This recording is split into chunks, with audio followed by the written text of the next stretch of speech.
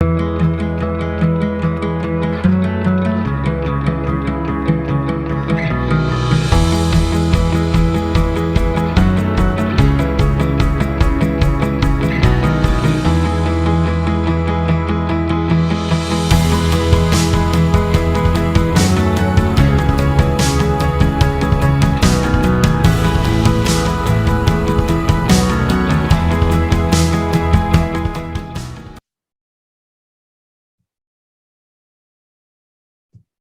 good morning and welcome to, actually it's gone on directly into the second video, Greg. Great, thank you.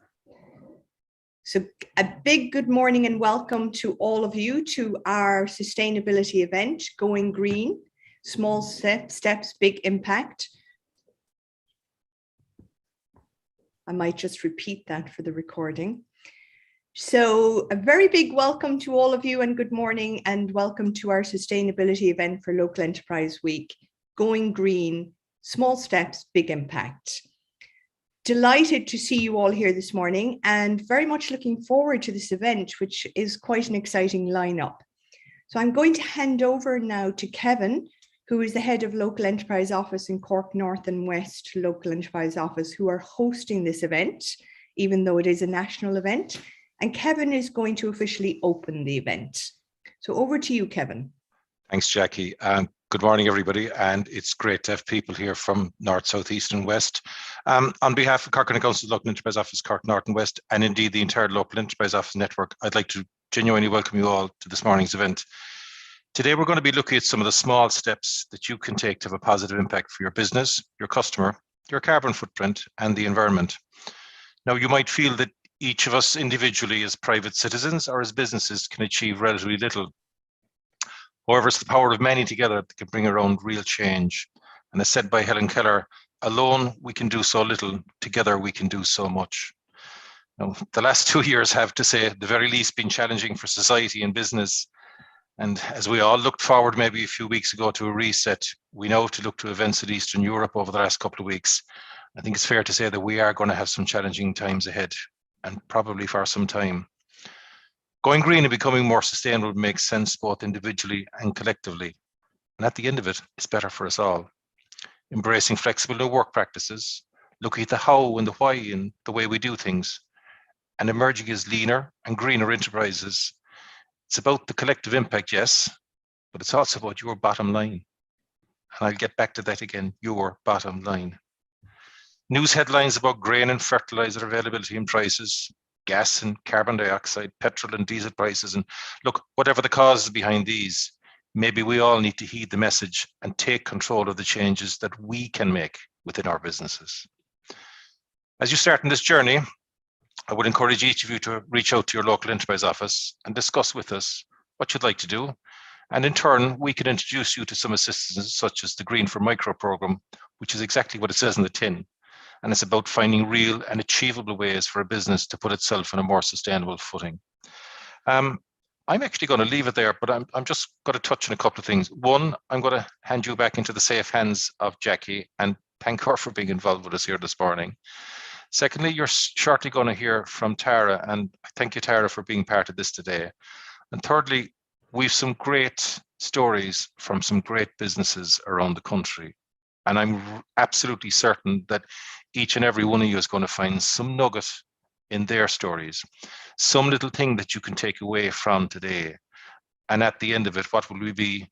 Better, greener, and hopefully more competitive businesses as well too. Enjoy the morning. Please don't be shy. There is a chat function there, and I'm sure Jackie will bring you back to it during the course of the day. But look, things like today, and I'd love to be doing this in real life, but we'll have to take the digital version. But look, that still doesn't mean we can't have a chat and a natter. We're just going to do it digitally today. So enjoy. Thank you, Jackie, and back to you. Thank you, Kevin. That was a very good introduction for the types of conversations we're going to be having this morning, and we're going to cross over a lot of topics. And absolutely, just concur with what Kevin said, we do want this to be interactive. So please do feel free to put a question into the chat, especially when we get to the Q&A sections, because there are a couple of those. And if you want to ask a question during that, absolutely, we are very welcome. You're very welcome to put your voice into the mix also. If you do that, and even when you're asking a question, say your name and your business name so that we can also say that, because it's an opportunity to do a little bit of marketing on the side, which is all connected with sustainability and managing your own sustainability as a business. So with that in mind, I'm going to hand directly over to Tara Shine. So thank you for doing a mini introduction there, Kevin. So we are thrilled and delighted to have Tara Shine. So Dr. Tara Shine is an expert in the field of climate change and climate justice with a passion for communicating our science and our positive vision for the future. So we're very fortunate to have her here. She has advised world leaders. So, you know, we could count ourselves among those. We might be stepping a little bit above our weight, but there you go. Governments and civil society and organizations on climate change, environmental policy, and developmental assistance, and is a co-founder and director of the award-winning sustainability business Change by Degrees, which advises businesses, communities, and organizations on sustainability. So we are absolutely very fortunate and delighted to have Tara here with us this morning. And just a little quote from Tara from she told a recent quote in January. She told Nicole Glennon, and I think this is very, very relevant. I hope I can be remembered as one of the people who changed the narrative and made climate action something that is for everybody and something that's a positive thing. So that's a beautiful quote to kick us off with the type of conversation we're going to be having. So I'm going to hand straight over to you, Tara. So welcome. Thank you so much, Jackie. Morning, everybody. It's a rotten old morning, so it's really nice to see all your faces. You're a great antidote. I see faces I know too, which is lovely. My job is to talk to you a little bit about sustainability. I have various places in this chat, which I'm going to do for about 20 minutes, and then where you can come in, where I want you to unmute or use the chat box and tell me what you think. I've got a little short video to show you as well, and that I'll send a signal to Jackie when we get to that part. And then we'll have some time after the talk for your questions as well. And I think that's often the most important part of the whole thing. So what I'm going to do is I'm going to share my screen. I have a few slides to kind of guide us through, and we will see where we get to then. Let me just display this. Oh, and get it to go back to the start. Okay, so this is where we are today. Everybody happy? You can all see the screen. Can you see it full view? Sometimes it, can you see it full view, Jackie? Yeah, we are not quite seeing it full view. We've got presenter view. Now can you see it? Now we have it. Thank Perfect. you. So just, I guess I'll introduce you to Change by Degrees, just so you know, we're a small business based in Cork. We set ourselves up just 3 years ago, just over 3 years ago, April 2018. The start of our business was, I imagine, like the start of many of your businesses. It was organic. It was a meeting of minds. It was an idea. And our idea was hatched when Madeleine Murray and I met after swimming in the sea in Sandy Cove Island, just outside Kinsale. And with an absolute desire from me, having worked at the international level, to get Ireland to catch up on all things sustainability and climate change. And from Madeleine's perspective, she's an educator by nature, to try and educate adults to take action now, because at that time, back in 2018, it felt like we were only educating children to take action on climate change. And we were like, we're not waiting for our kids to grow up. I knew from a scientific perspective, we absolutely couldn't. We can't waste an hour, a minute of a day, even while awful things distract us like pandemics and wars. We still have to keep working on sustainability and climate change, because it's the bigger threat that surrounds all of those others. So in Change by Degrees, we're award-winning climate and sustainability business. Our mission is to provide sustainability leadership and inspiration. And we work with organizations to enable them to thrive, to be purpose-driven, and to be sustainable. So if you want to be a thriving business into the future, you are by definition going to be sustainable. And that doesn't matter whether you work in PR or manufacturing or farming or in a food business. No matter where you work, sustainability is absolutely going to be part of your future. And how we work is we provide strategic advice to businesses, and we help them engage and inform their employees, and we work on sustainability communications. Now, to get the juices flowing, I want you to not think too hard about this, but I want you to use the chat box and tell me, what colour is sustainability to you? Don't overthink it, just let me know what you think. What colour is it to you? And I'll have a look at what comes in the chat. Green, says Susie and Olive and Justine and iPhone. And Susan, yeah, Regina, green, Dean, green. Elaine, Adele, vibrant yellow. Love it. I'm going to have to find out why that is. Hue, all colours. Green and blue and yellow. From James. Very good. So someone who said all colours. Who is that? Would you unmute and tell me why for you it is all colours? Hugh Crowley. Morning, everybody. Morning. I felt that it shouldn't be just one colour. It should be all colours. If you're going to classify it at all, it should be every colour. Yeah, lovely. So just to say, I mean, I think it's very normal that we mostly associate being sustainable with green, because that is the dominant narrative. It's an emphasis generally on what it is to do the right thing for the environment. But actually, sustainability has 3 pillars. And it's about getting a balance between what we do for the environment, for society, and for the economy. And it's about working today in a way that we give ample opportunity to future generations so that we don't take more of our fair share in our time on planet Earth, but that we think of everyone, that with all those here now and those that will come after us. So for us in Change by Degrees, sustainability is a happy society, a healthy planet, and a thriving economy. So thinking always about sustainability in this more holistic sense, one, helps you to shape better strategies and be a better business. But it also helps you to appeal to a wider audience, because not everybody is interested in the environment. Not everybody cares about carbon pollution or even biodiversity and nature.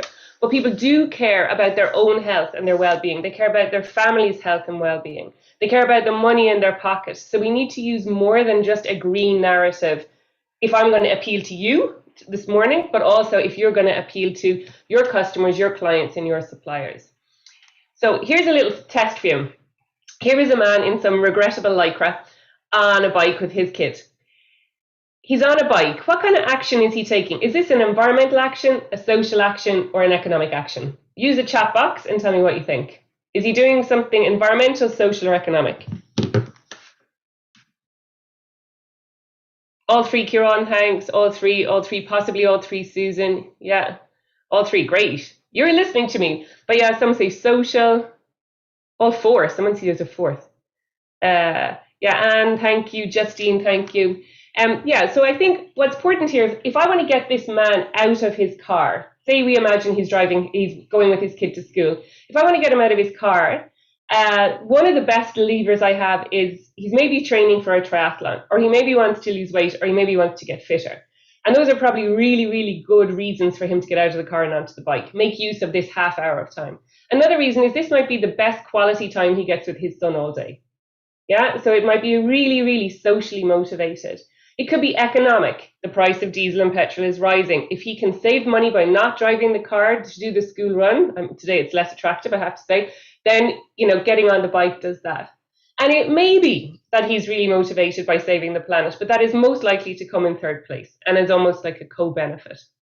Okay, one more of these to get your juices flowing. Here is a woman signing her pension papers. This is a sustainable act. Is it environmental, social, or economic? Use the chat box. Is this an environmental, social, or economic act that she's taking? Signing her pension. All 3. Economic and social, says Lorna. Economic, says someone else. Economic and social. Adele thinks all 3. Economic and social, all 3. Yeah, great. Thank you, everybody, for chipping in. Could be depends on the pension provider. Excellent observation. So you are most likely thinking about a pension in terms of your future financial security. But do you know what your pension is invested in? If we don't ask, our pensions can be invested in things like oil and gas. Hopefully they're not invested in arms and tobacco manufacturing, for example. But if you ask questions about your pension, you can then express a preference for your pension being invested in things that do no harm globally to the environment, socially or economically, but also that do good. So you can invest in renewable energy, you can invest in clean water. So I would say, given that most of us are, not millionaires, thinking about where those chunks of money that we have, perhaps in your pension, are invested is a really good place to get curious. So ask questions if you're lucky enough to have a pension. So going on, so all of this approach that I just told you is not made up by me or Madeline or changed by degrees. It is a United Nations framework. So every country in the world came together in 2015 and agreed this global framework for sustainable development and set goals around these 17 sustainable development goals that we would achieve by 2030. So just 8 years away. And as you'll see, it does not separate climate action from gender equality or access to health and well-being from innovation, infrastructure, and industry. All of these things are interconnected, and we can't make progress on one above the other. So yesterday was International Women's Day, and I spent the day talking about how we need more women's leadership on climate action if we're to solve a problem as big as climate. So we can't possibly solve climate if we don't do gender equality. Education for women and girls in a rating of the top 100 solutions to climate change comes in at number 5 of every solution in the world. Okay, so sometimes the things that are big movers and shakers are not the things we automatically think about or that come to mind first. Just given the intense rainfall today, to remind us what we found out last week in the most recent report from the Intergovernmental Panel on Climate Change. Climate change is not the future, climate change is now. Already 33.5 billion people are highly vulnerable to climate impacts, and half of the world's population suffers severe water shortages at some point each year. Even in Ireland, we've had some summers now where we've had water shortages and as a result fodder shortages, for example. 500,000 more people are at risk of serious flooding every year. That affects many of us living on the coast here in County Cork, and a billion living on coast will be exposed by 2050. And critically, a warming world means that overall, globally, it's harder to produce food. So we'll have 8% less farmland by 2100 to feed over 9 billion people. So this is not the future. This is now. And you either look at this and think, oh my God, we're doomed, or we get active and we do something about it. So what is it that we have to do? You'll have seen, no doubt, companies bigger than your own setting carbon neutrality targets and net zero targets, and the Paris Agreement lines us up to a net zero target globally by 2050, and Ireland has its own national targets. And what does it all mean? Even people who talk about this a lot tend not to fully understand what it is. So this is the best diagram to explain it. So our atmosphere around the Earth is like a bathtub, and it's filling up with carbon dioxide. And in the big tap you see there is natural carbon dioxide. Yeah, we need it. We breathe it out. Plants produce it. Plants absorb it. It's really important. But then you see the blue line coming in from the top, and that's the human-made carbon dioxide emissions. And that's filling our bath up too fast, because all that's draining out is the little blue drain there, which is natural sinks and ways of absorbing and removing carbon. So that's really nature. It's oceans, it's trees. And you can see that drain is way smaller than the two sources of carbon dioxide going in. And then we have this little red pipe coming in, which are untested or uncertain sources of negative emissions. Things like capturing the carbon dioxide from power stations and storing that carbon dioxide in underground in like empty caves, if you like, where we've already extracted gas and oil. So this is what we have to do. We have to turn off, reduce the blue line that's going down there. We need to reduce that to just a drop, and we need to do a lot more of removing the carbon dioxide through natural sinks, through the natural cycle. That means looking after nature and restoring nature. So this is what we have to do. In Ireland, we need to halve our emissions by 2030, and we need to reach this net zero actually before 2050, because 2050 is the time by which we have to do it globally. And we learned from COVID, we can't shut down the economy. It doesn't work. So we shut down the economy. We reduced our emissions by 6.5% at the start of 2020, and they bounced right back in 2021. And we need to make sure it's fair. So things like shutting down the economy the way we did it in COVID, it was very hard to protect the most vulnerable people. And we would have the same challenge in tackling climate change. So we need to plan for it in a way that it is just and fair for everybody. And the international level has a really important role to this. You'll have heard this year got more coverage than ever before, the COP that was on in Glasgow, where every country in the world comes together to set targets and goals. I work at that level. It's slow. My first COP was in 2003, and I'm still going to them. My kids say, when will you be finished with them, Mum? When will it be done? It's slow but steady and critically important, right? And based on consensus between over 190 countries. But it sets the direction of travel. And then what we can do locally is we can act an awful lot faster than that. We don't have to get consensus with 190 other countries. We can act much more quickly. And I think that's where our responsibility lies, is in acting faster. And what I would say, I see some of you on here today, is that size is not a constraint in being a sustainable business. In fact, if sustainability, as Sarah said at the beginning, is something you want to put into your business right from the very beginning, then it's actually a really good opportunity to build it in right from the beginning. So I see Paul Murphy on from Paul Murphy Design. He made that beautiful chair. Whether it's people working in food industry, in a boatyard in Bear Island, in music business in Bandon, none of you are too small. These are all small businesses that we've been involved with in Change by Degrees that are making themselves more and more sustainable step by step. And we are a small business in Change by Degrees. So we've also had to be really thoughtful and think about, well, how do we contribute to these 17 sustainable goals? Where do we make a difference? So we want to work with organizations on all 17 SDGs, but we know that the way that we do that is through SDG 4 on education and SDG 7 on partnerships. That's how we have an influence. So no company is too small to start to think about how they have an influence. And just to say that at the heart of all of this is leadership. And leadership is not something just for politicians and CEOs. It's something for every single one of us.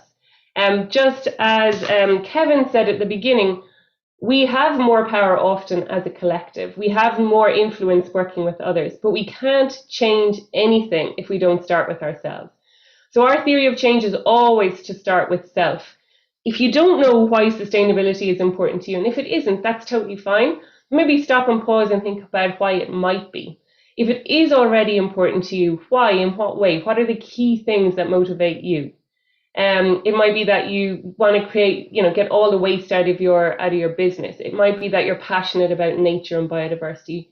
But if you're really clear on what makes you driven on sustainability, it's easier to engage others around you, your team, your colleagues, and then to be part of a collective of other small businesses in your community, with your Chamber of Commerce, whatever it might be, to work as a collective for greater change.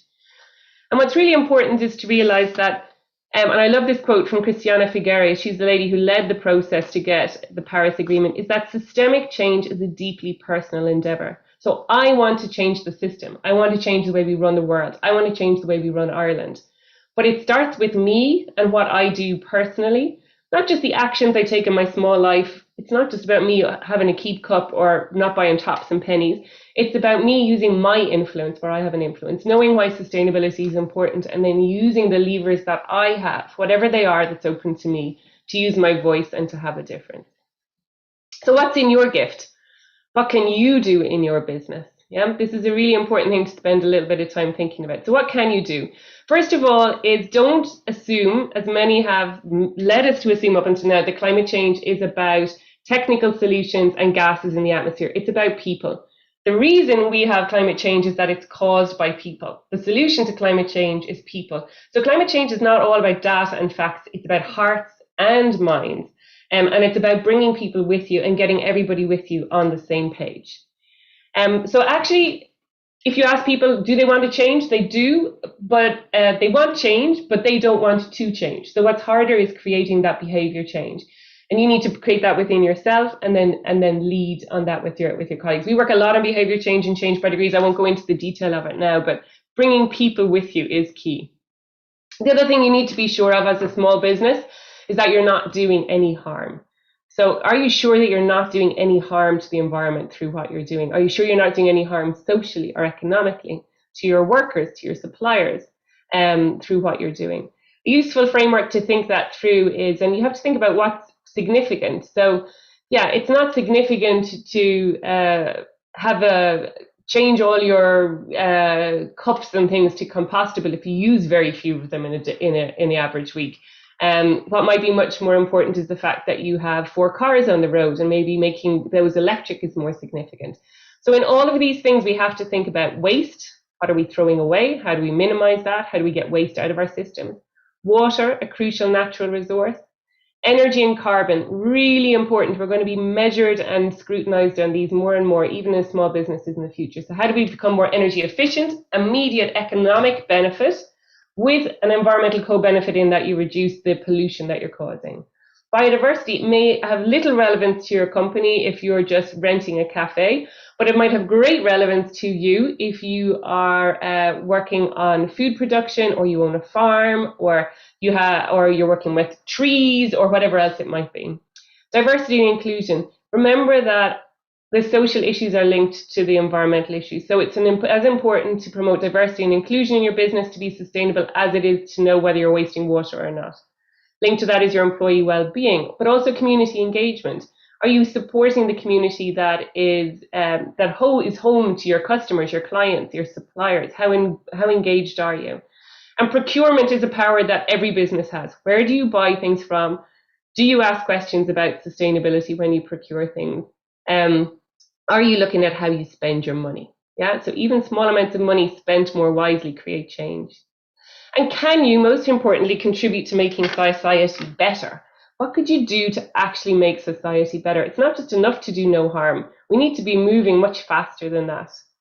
And so we have to think also around what motivates us, what motivates those around us, and how we talk about things. So Madeline made this slide, I love it. So no one has ever said, yeah, I'm decarbonizing my life and taking action on climate to make sure I mitigate my exposure to risk and build resilience so I can live in a net zero world.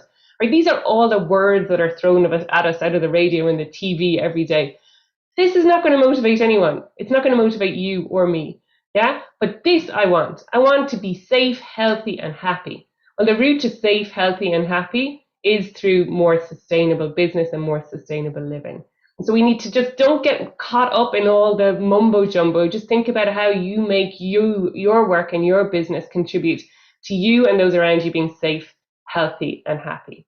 And then there are loads of things that you can do, loads of hints and tips. Each of your businesses is different, so there's no absolute checklist I can give you. But I did send to Jackie just one little video that we made that I think is pertinent at the moment for any of you. It's about energy efficiency, which at the moment obviously helps you to reduce your energy costs. So I'll get Jackie to play that just in a second. And just say, if you also just want ideas for what you can change in your own life, that's my book, How to Save Your Planet One Object at a Time. It looks at how through the everyday things that are in your house, your garden shed, the toy box, the car boot, you can start to have make changes and also motivate others around you to follow your lead. So I'm going to stop sharing my screen so that Jackie can share just a little video, and then we'll chat to each other. And I have a confession. Yeah. That I didn't pass on that video to Greg. Grand, then we won't use it. That's fine. So no problem. Because actually that was quite some time ago that we had that conversation, and so much happened in between. To be totally honest, it went out. No bother. We have more time for questions, so it's all good. The video was just around hints and tips around saving energy. So, in offices, it sounds small, but do this in your own house, especially if you're working from home too. Turn the monitor off in the evening, shut off the printer. All of this, we call it vampire energy. It's adding 11% to your electricity bill. 11% really counts at the moment as those bills get bigger and bigger. And if you're a business that wants in time to move towards measuring and reporting on your carbon emissions, then those bills are where you start off. Your electricity bill converts your energy use into carbon emissions.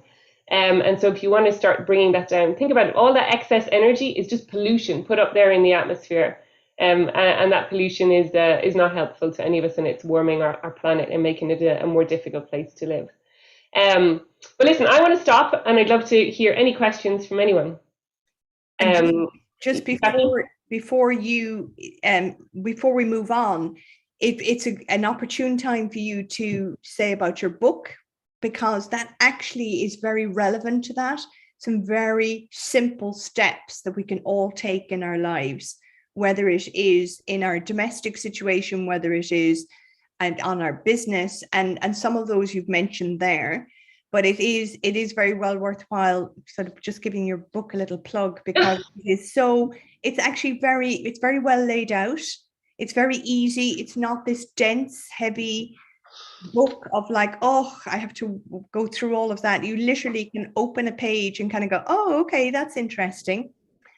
So yeah, and thank you for the plug, Jackie. Well, it's actually kind of a funny story, because when I knew Tara was going to be our keynote speaker, I went looking for her book, and I was thrilled. I'm thrilled to say I actually got it in the secondhand section, so it felt even more sustainable.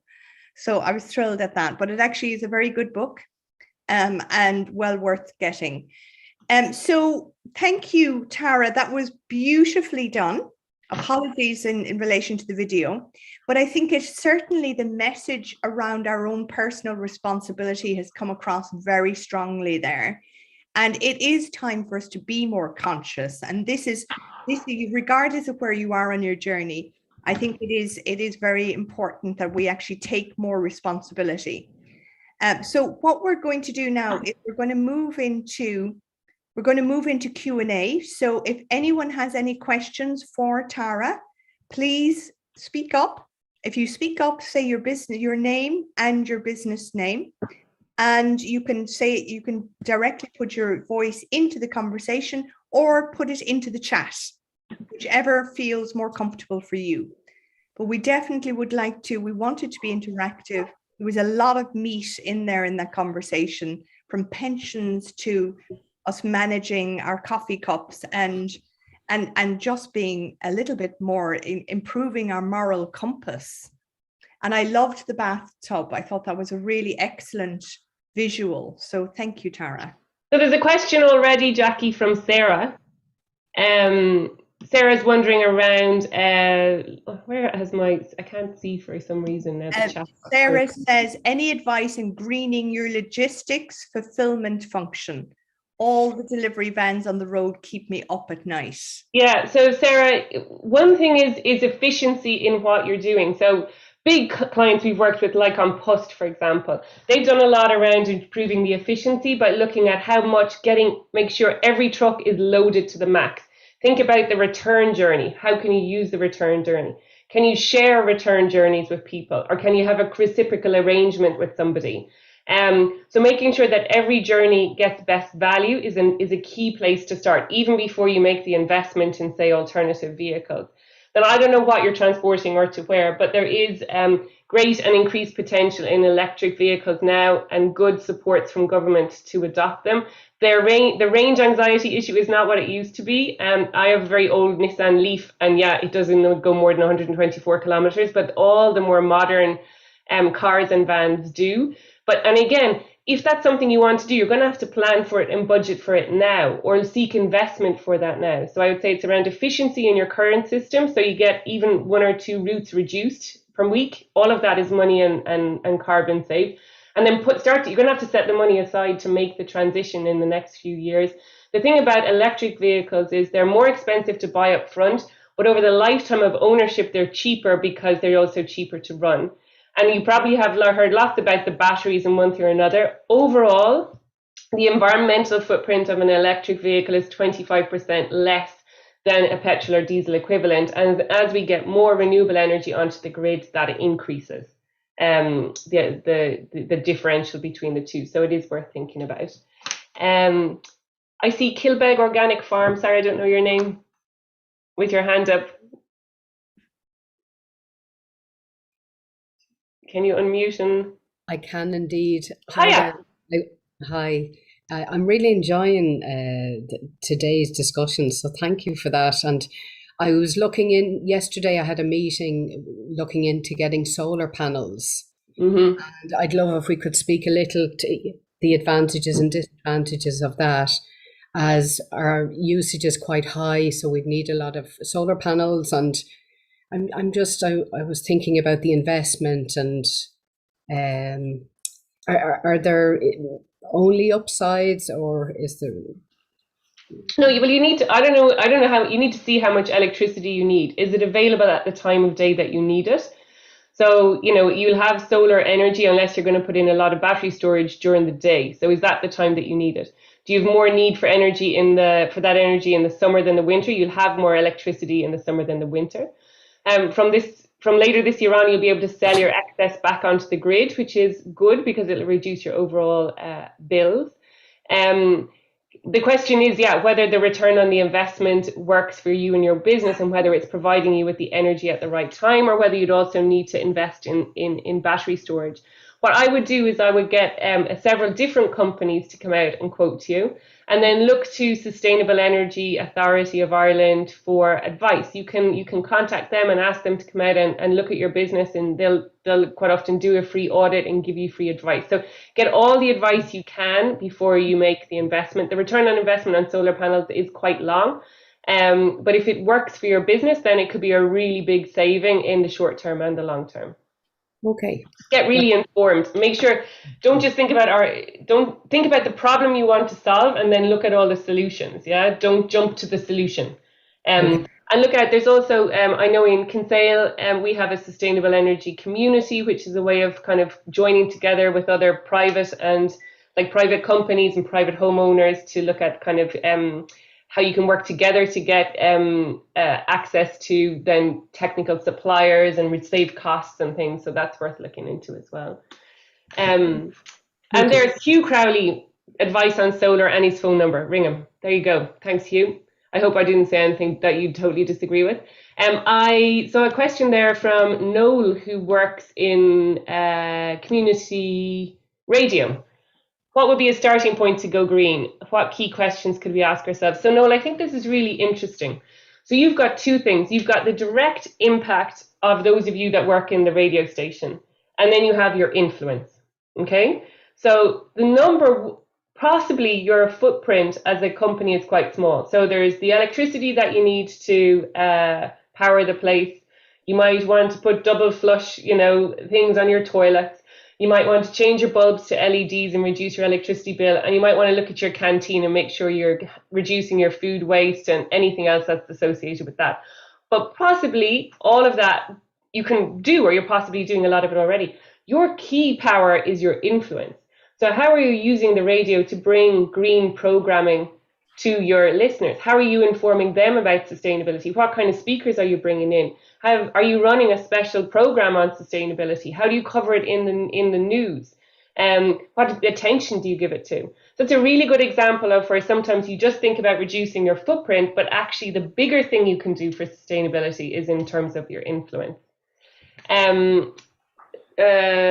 Joe, sorry, I need to make these questions a bit bigger so I can see them. Hannah, as a jewellery company, product packaging is a hugely important part of the visual for our project. However, we need to transition to more sustainable packaging. Any advice on companies that are offering this? Hannah, we've worked, I know I've spoken to on various kind of MODUS and CCAD programs supporting businesses, spoken to a number of businesses working in jewellery. It's really tough. You have to get creative because you have to find a packaging that kind of sits with and fits with your brand and your look, and then make it as sustainable as possible. Look locally too. I mean, I don't know, I think of things like Badly Made Books, a local Cork company that is using recycled paper to make beautiful books and using unused paper. So it's actually a reuse even before it gets to recycling. Maybe contacting, some local businesses and saying, would you make me something? This is my vision. Yes, Clee Paper in Dublin are a great source of everything. I buy all our stationery for them. And that's a small thing we can do as small businesses. I buy all my stationery from Clee Paper. That way I can buy sustainable alternatives. Everything's made from recycled paper. Priority Press Packaging what was that one? That looked like a great hint coming back. Priority Press Packaging in Belfast do veg-based ink and recycled cards. Thanks, Lisa. So that's one worth following up on. I know that for my book, it was quite hard work to find a printer that would be printed with vegetable-based inks. So that's worth looking at. Hugh, thank you for helping everybody on solar. Advice on being more sustainable in secondary schools. Just to say there's lots and lots of resources available there. Everything from the Sustainable Energy Authority of Ireland to the EPA on TASCA. It's a question too, I think, of supporting the students to do their own thinking. One thing they've done in the community school here is to appoint a sustainability chaplain.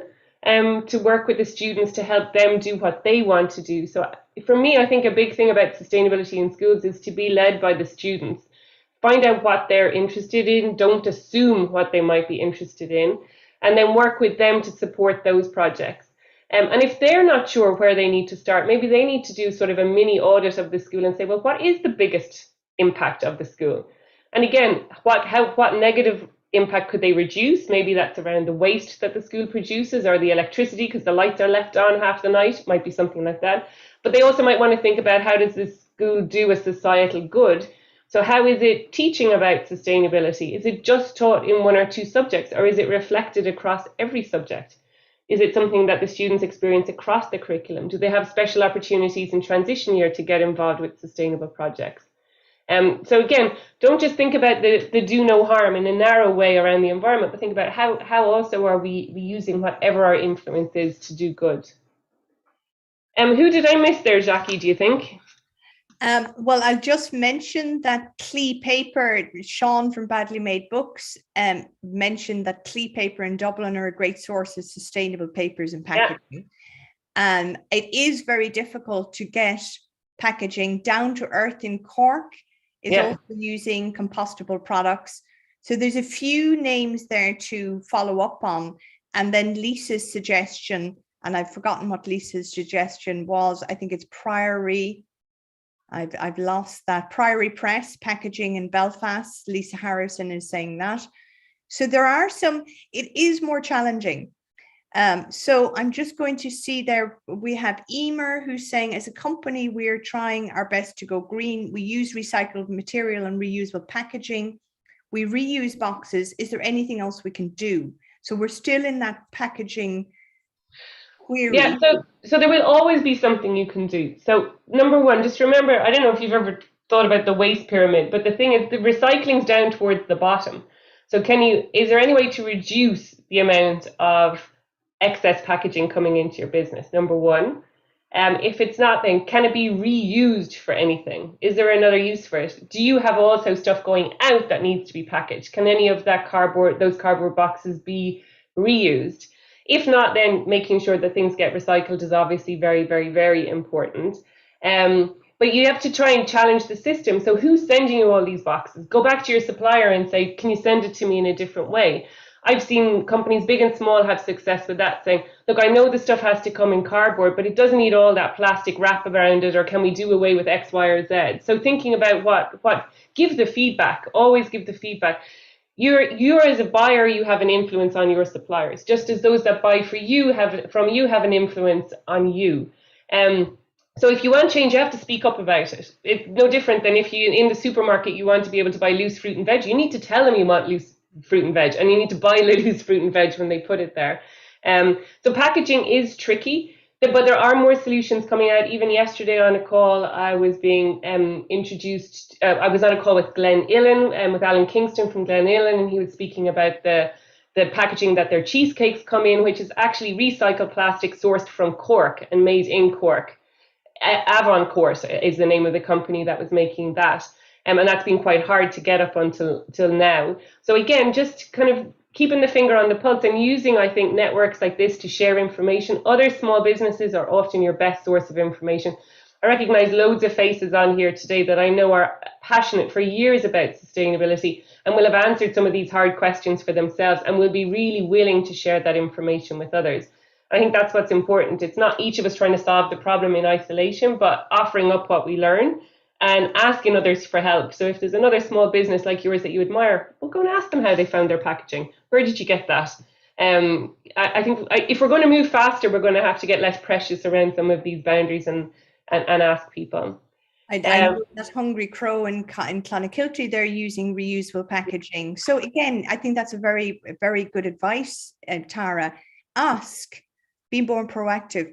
Can I just mention that the second half of Emer's query was, are there any rewards available to emphasize that the sustainability message to our customers?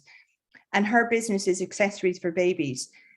It's a good question, Emer, and there always are different awards. And I know that Sean from Badly Made Books is getting great airtime here this morning. He got an award at Showcase recently for sustainability. So yes, there can be awards in different pockets.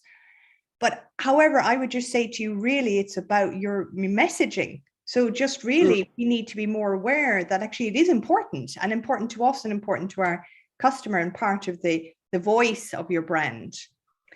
Yeah, and I mean, just as a small business, okay, again, remember, we're a small business. I'm no different to all of you. When we won the Social Entrepreneurs Ireland Award in 2018, that was a great platform for us. And we still every year make sure that we apply for one award thing. They're a pain in the neck to fill out. They're so time consuming. You'll think of 70 different things you need to do more than fill in this thing. But if you every year you do one, at some point you'll get nominated or you'll make it to the final stage, and it brings great visibility to your brand and credibility to your brand. So there's one way of thinking about it is either you stand up for some kind of standardized accreditation badge that shows your business is doing something, or apply for some award that you admire that gives you the kudos by association. And they're just a pain in the neck, those kind of things. But I would say that for us, it has been really worthwhile in terms of just showing the value that our brand gives. It's an external third-party validation that you're good at what you said you wanted to do. And there's another question in here from Siobhan, who has a coffee trailer on the Greenway. And I think this is a very relevant question to probably several businesses in the room. I use compostable cups, plates, cutlery, etc., but I don't have a compostable waste lift. So it all goes into landfill. Would I be better off using recyclables? So this breaks my heart for you. It breaks my heart because you have gone and spent extra money on compostable cups. And when they go into landfill or incineration, because we only have about 3 big landfills left in Ireland, it's pretty much the same as if you just had the old plastic cup. And it breaks my heart for people that have tried so hard. We have to continue to lobby with our county and city councils and with private waste collectors to have more access to brown bins. It's changing really slowly. Madeline, my business partner, lives about 5 kilometers outside of Kinsale, and she is so excited because this month she is going to get a brown bin. We're going to do an epic celebratory Instagram post because that's like 3.5 years of asking to get one. So yes, compostable ware is only good if it gets into a compostable bin. So if you have it in your cafe or your van or whatever it is, try and provide a brown bin service there. But then your problem is if you have nowhere to bring it. So it's not available at our public amenity sites. You can't turn up there's no brown bin service there. So it is a matter of putting pressure on those that provide the service, which is the private bin collectors, and then through things like your regional waste authority. That's who you really need to get onto. We have a Southern Regional Waste Authority, and they're responsible for that kind of intersection between government and the private waste collectors. And they're the people that you need to say, there is no point in me spending extra money on this, providing this service to my customers if they can't get to a brown bin. We've tried really hard to get brown bins on the street in Kinsale and completely failed up until now. So it's just a point of massive frustration. Someone else asked that has a sort of a coaching business, what they could do. And I think, again, just think, is there anything that you're doing that is harmful that you can stop doing? So you were talking about waste and recycling, that's one thing, but overall reduce the waste. How do you get the waste out of the system? Look in your bin, what are you throwing away every week? Can you get that thing out of your bin? Can you eliminate it completely from the system? And then I would just think about your contribution in the wider sense of sustainability. So looking after people's well-being, mental health is part of SDG 3. To make it clear that you are a sustainable business, that this is the SDG that you most closely work to, but that you know that it's part of the bigger picture.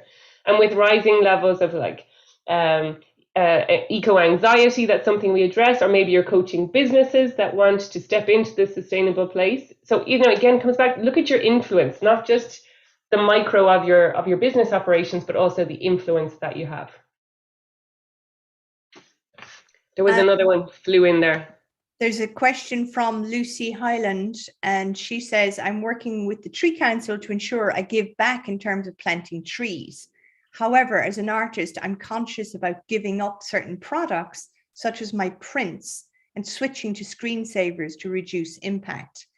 I wonder if I need to shift my mindset from giving up to what I can add as I feel my thinking is limited. So it's kind of about her mindset, and it's a good question. So I had this dilemma with writing a book. Am I just adding stuff to people's lives that they don't need? So I looked into that as part of the book. And yeah, if it's something that you read once and throw away, then it can quite often be better to have it on an electronic format, so perhaps even a newspaper. But not always. Sometimes the more because actually to buy an iPad takes resources. To charge it every day takes resources. So actually it has a very significant carbon footprint. If you create beautiful prints that give people joy, that they hang in their house for 20 or 30 years, stop worrying about it. You're doing a wonderful thing. Yeah, that's not an overall negative impact. Sure, think about the materials you use, but think about more. What do people get? What do they learn about sustainability? What do they learn about you from looking at your prints? How does that improve their well-being? We cannot guilt ourselves out of action here either. So, and maybe your business has a very small environmental or sustainable footprint, so you don't have to worry about it, but maybe think about what could you do in your volunteer time that would be useful. So maybe get involved with something that is planting trees or restoring nature in your local community, and use that as your thing that you do instead. The greatest shortage in Ireland right now is of time, volunteer time for all of us to do things. So if you can find some time and give that to a good cause, that's maybe the most precious thing you can give. Someone else asked something there. Yeah, Jackie? There's some really good questions in there, but we're probably going to need to start wrapping up fairly soon. Okay. But there's a good one in there from Sarah Tracy again about cloud services. Maybe you could speak to that one, Tara. Our product involves the use of an app, and we will have to use some cloud services. We are looking at AWS. Are there any sustainable cloud services data center providers? There are. We looked into this a lot. Again, remember, we're a small business in terms of our website. So we completely redesigned our website during the pandemic to make it much more carbon efficient. And you can see the carbon footprint of every page of our website when you click on it. We also looked at who our server is. So yes, make sure that your server cloud provider is using renewable energy. Black Knight do, for example, but ask your server that.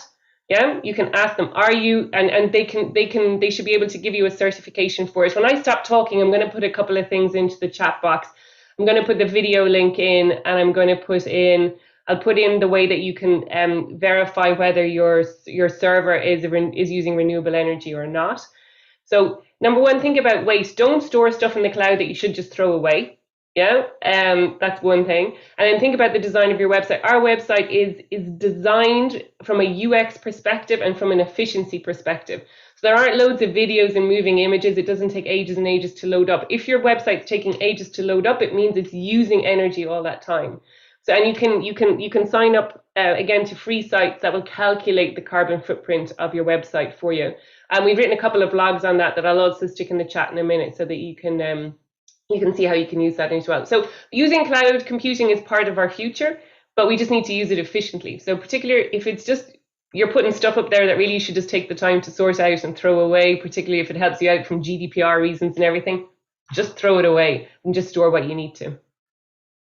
And make sure your app is efficient and UX tested so it works really well and doesn't waste money and energy.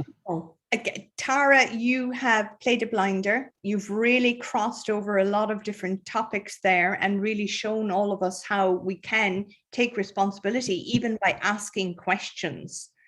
And so thank you. That has been very, very valuable and very interactive. So thank you to all of you in the audience who took part there and asked questions, because we do want this to be interactive. So thank you. And yes, we do appreciate you putting extra tips into the chat. There are a couple of queries there that came in. I'm just thinking about the one that came from Kilbeg, and also the one that came from Sarah, that we are going to now have in a moment or two, shortly, we're going to have a video on Green for Micros, which Kevin mentioned earlier. So if you have questions around how do I go sustainable, that may be your first step. And you will be given 2 days consultancy and direction into how you can become more sustainable. And actually following this, just so that you're aware, at 11 o'clock as part of Local Enterprise Week, there is the agility funding. There is a session on agility funding, and there might be something in there. In particular, I'm thinking maybe for you, Sarah, because in the fleet, so you were looking at how to make that more sustainable. So it might be worth listening into that event that is directly after this one, because the agility funding may be part of your solution. So thank you again to Tara. That was wonderful. And so we're going to do a very quick poll just to get a feel for who's in the room or where you're at. So maybe if I could ask you, Greg, to just highlight the poll. So there's just 3 very simple questions here. Our simple responses to the one question, and you're already doing it. What stage are you on your sustainability journey? Are you thinking about it, getting started, or well underway? It's just so that we get a flavor of where people are. It's not a test. We want you to be really honest, because this, I'm hoping, will be a turning point for many of us today as well, where we are paying more attention. So I'm just looking here to see the results. We can come back to this later as well, just to see if it changes. But at the moment, we have 23% thinking about it, 49% getting started, and 28% well underway. So let's hope that part of the inspiration that you pick up from today, that if we were to come back in a month's time or 3 months' time, those percentages would be very, very much in a different direction. It would be there'd be a higher on well underway.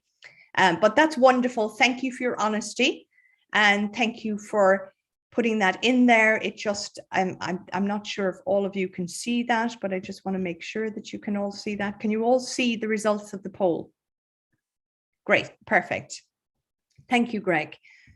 So now Greg is just going to play a short video which will highlight the Micro for Greens program and what that's about, because that is available to all of you.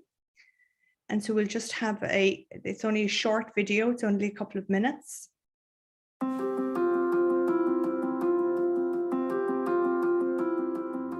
Jenny's Bakery was set up in 2003 by my wife, Sinead. She had a lot of skills from working in the family restaurant. Baking was her passion, so she started baking a few loaves of bread, and the next thing it took off. So she was a little bit shy and afraid to call it by her own name, so she decided to call it by her family nickname, which was Jenny's. So Jenny's was born. One of our recent clients, Jenny's Bakery, availed of the Green for Micro programme through the local enterprise office. There's a number of key benefits to sustainability for any size of business, from energy, waste and water cost savings to improved credentials for sales and marketing purposes. This is a free 2-day mentoring programme which allows you to look at your business regarding what are the green opportunities within it. Looking at reducing your carbon footprint, reducing your costs, while also looking at evaluating new green opportunities that may exist, whether you're in the manufacturing or services industry. I was talking to Joe Loaf at a meeting in Cork, and I mentioned to him that we were looking at the Origin Green. You know, we had a meeting here at the bakery, and we discussed the areas of concern for me in terms of efficiencies we could improve in the bakery. 2 areas of concern for me was the amount of food waste we had. Number 1, producing it and then having to pay to get rid of it, and the other was the costs of producing the energy to heat the ovens. So we now have a 5-year plan in place. We've identified areas where we can make savings just by making a plan and working towards it. Last year we had savings of almost €9,000 in food waste. For further information, please access the local enterprise website /green.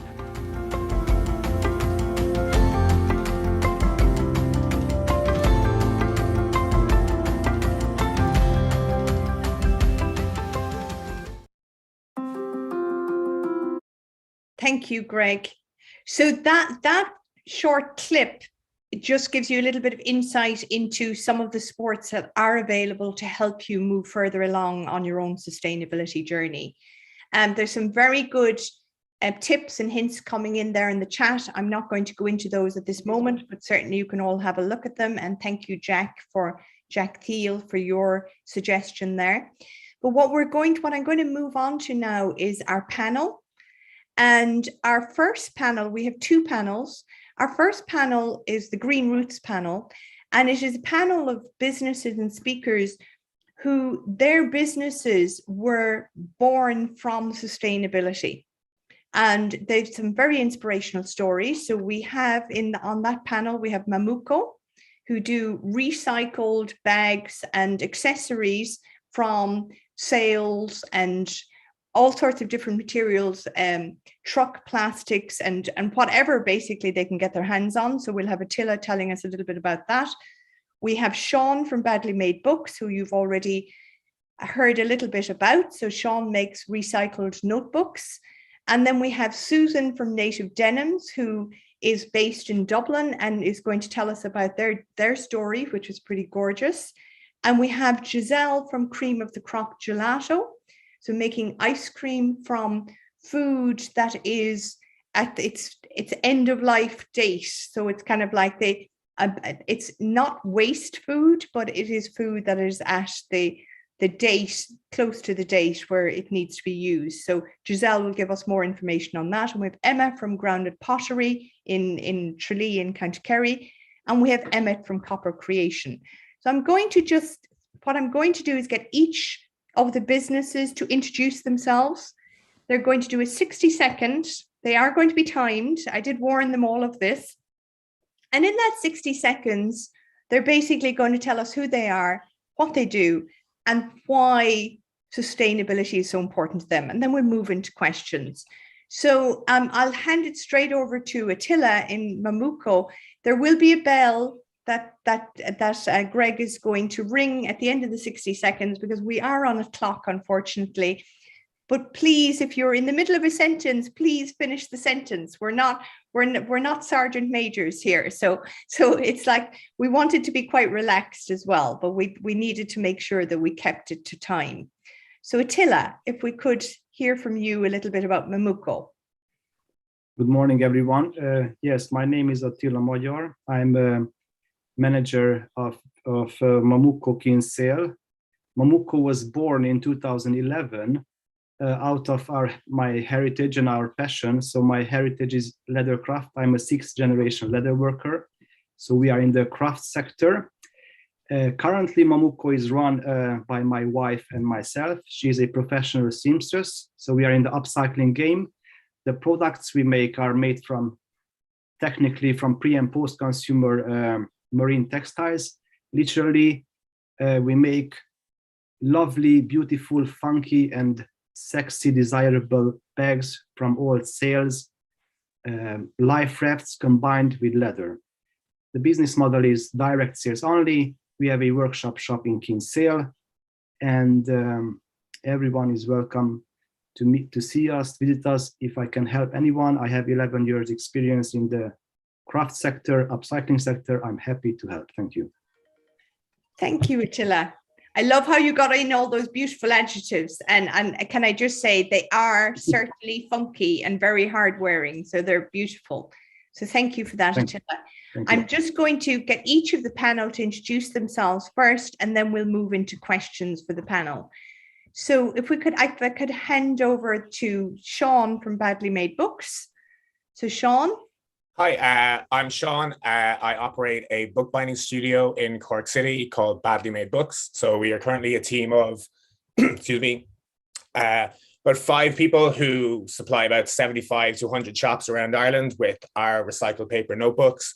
So for me, I think sustainability is a complex issue, but we focus on a kind of 3-4 simple things. We use recycled ingredients to make a recyclable product. I would consider that the book is also an essential item rather than something that's kind of subject to whims and desires. And we make a product in Ireland for the Irish market. Kind of last thing I want to say is that, I think sustainability is always about kind of moving forward as well. And we're currently tackling our kind of print waste, which is our source of plastic. And we're looking to pre-industrial kind of techniques and pre-industrial forms of printing in order to move past, I suppose, that kind of source of plastic waste. Wonderful. Seconds to spare as well. Unbelievable. Yeah, thank you. Yes, time to spare, and you got a lot in there. And I love that message of it's, you know, we can so easily sit on our laurels and kind of think, oh my goodness, we're using recyclable paper and we're all about sustainability. But of course, there is then the back end where there can be waste. So it's wonderful to hear that you're also challenging yourselves to move forward on that. Thank you, Sean. And so if I could hand over to Susan from Native Denim, who's going to tell us a little bit about their wonderful story. Hi, I've written some notes here. I promise I haven't written a book. This is all new to me. I don't do Zoom calls, so I'll just tell you a little bit about us. So I'm Susan Owens, the master maker at Native Denims. Jeans were manufactured in Ireland for decades. What was once a vibrant industry employing thousands of skilled people declined in the mid-80s, and the last of the manufacturers closed their doors in the early 90s. This came about with the emergence of fast fashion, where price was valued over quality, and the bulk of this manufacturing went to North Africa, the Middle East, and Asia. In 2018, we saw a gap in the market with a demand for quality and sustainable garments. After a lot of research and sourcing of high-quality raw denim, we opened our doors in the chocolate factory to offer consumers a new retail experience. We are very proud to be rekindling what was once a thriving industry, and we not only want to make great jeans, but pass on that knowledge to the next generation so that it's not lost forever. We offer the consumer a superior product in terms of fabric fit and construction, handcrafted, ethically made jeans that will last a long time. Beautiful. Thank you. Well done.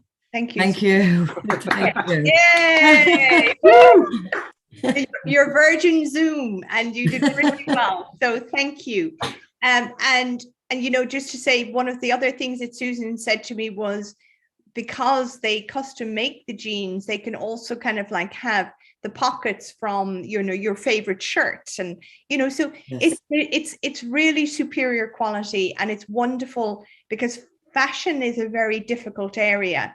And so it is, we really need to be conscious of fast fashion.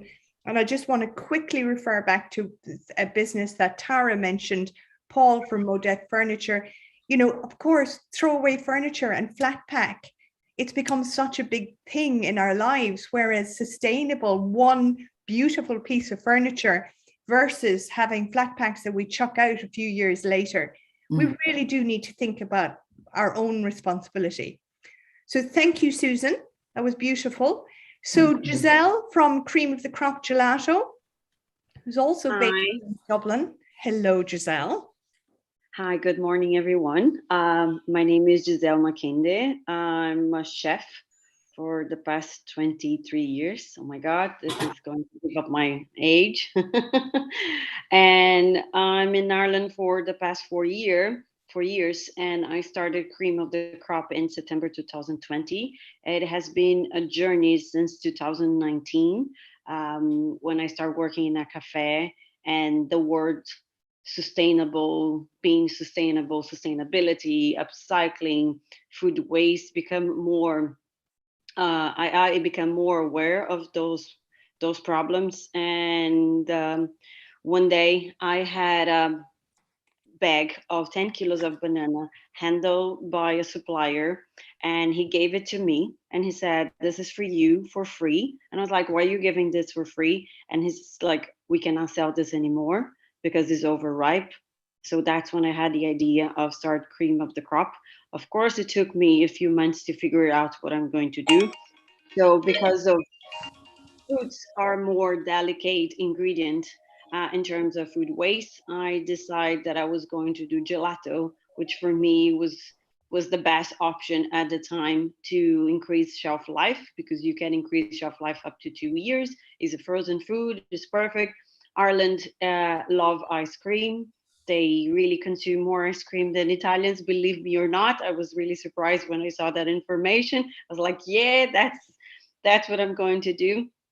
So since 2020, I started very small online. At the time, I had no idea that I was starting a sustainable business. I was not aware of all the wards that I'm aware today, and we just moved to a bigger premises in Dublin 11, and it's growing and growing. I'm hiring more people. So yeah. Congratulations.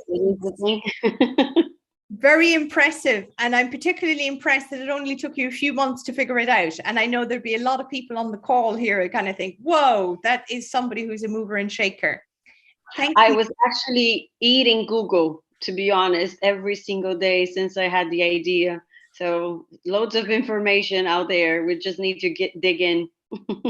Well, there's no stopping you, because you've certainly been moving a lot since you started. So I'm going to move over to Emma in Grounded Pottery. So Emma, good morning. Hi Jackie, hi everyone. So I'm Emma Carmody, and I founded Grounded Pottery with my mom in early 2020. We've been developing sustainable products from the earth, as we say, to help our eco-conscious customers to reduce their environmental impact. Our initial focus was making handmade ceramic travel cups, and we've got plans to release other eco items. Like our latest product was a shower tray for holding shampoo and conditioner bars in the shower, so you can identify them and they last longer because there's a big drainage hole and stuff. So there's a lot of benefits to it. Like from the beginning, sustainability has been one of our core brand values, and it's not only in what we're producing and the products that are helping people avoid single-use waste, but we're incorporating the sustainability as much as we can into all the aspects of our business. Pottery making does have a lot of ways of reusing clay and recycling clay, so there's not very much waste in the production of it. And then all the way through to our posting and packaging, I use a lot of salvaged materials and reused protective packaging and boxes and stuff that I source from local businesses. Ceramic has a lot of benefits to it. I suppose similar to badly made books, you know, we want to make them in Ireland for the Irish market to try and avoid that imported product and all those mass produced stuff. And one of the biggest things then is that it doesn't deteriorate over time. So it means that there's also no taint or odor in your cup. So it'll last for a lifetime if you look after it properly. Thank you. You packed a lot in there, Emma. Well done. The bell came fast. the bell did come fast, but you got it all in. And so then the last person in our panel, our Green Roots panel, is Emmett, who also is in the old chocolate factory in Dublin. So Emmett from Copper Creation. Over to you, Emmett. Hi, everybody. My name's Emmett Bosnay, and the business is called Copper Creation. And as Jackie said, I'm based in the chocolate factory in Dublin 1, which is like a creative community of different businesses, a really great space to be in. Copper Creation is an industrial design brand. So I use predominantly reclaimed and recycled metals to produce homewares products. So I've got a range of tableware, various different candelabras and functional homewares items, and a full range of lighting from table lamps to floor lamps. My background is I am an engineer by trade. I worked in the renewable energy sector for 15 plus years. And we had a small manufacturing plant, and yeah, I just kept noticing the amount of waste or off-cut material, be it copper, brass, iron, steel, which had a high intrinsic value. Did a little bit of research to find out the colossal amount of carbon needed to recycle it, and started messing around with different designs on trying to reuse some of it. Sustainability for me is an ethos. It's something which is a core value of the business. It's every single thing I think about is about reducing, reusing, recycling, and it's embedded in the business from the get-go. So you know, it's an advantage from that point of view. But you know, it does enforce your thinking too. So you're constantly looking to be sustainable every day. It's great to be in the chocolate factory. It's a great community and a great resource, and great for networking. And events like this are super for networking too. And I've already picked up some great advice from the chat. So yeah, looking forward to everyone's questions. Great, thank you. And I'm actually going to go straight in with a question for you, Emmett. And one of my questions for you was, what was your inspiration? But you've already kind of woven that into your response there. No, that's very good. So I'm just going to change that slightly and ask you, you were an engineer, and, you know, like most industries, there is huge waste. And of course, you were seeing it there in building and construction right there on the ground. So do you feel that actually, yes, you took action, and as you said, it's part of an ethos, But do you feel that, how do you feel now with kind of like about what's going on in construction or in the engineering world? Do you feel there's been any shift or change towards sustainability? You personally have changed. Yeah, for in terms of the engineering world, obviously the biggest shifts and change you can impact on that world is in from government level. So, you know, it comes from the top down. You've got building regulations being improved in recent years dramatically from what they were in even the 80s and 90s. You know, new builds have to be built to a sustainable level, a very high sustainable level, as it should be. I would say, though, I still do come across an awful lot of waste from the construction sector. I suppose it's part of the course for that sort of industry is that they do have a lot of waste. But trying to just, you know, dig into it and find items that can be reused. I think, like, one of the things that struck me from what Tara was speaking about is kind of something I always think about. It doesn't come to you for free. If you want to be sustainability, you got to talk up, you got to speak up about it. You got to be vocal about it.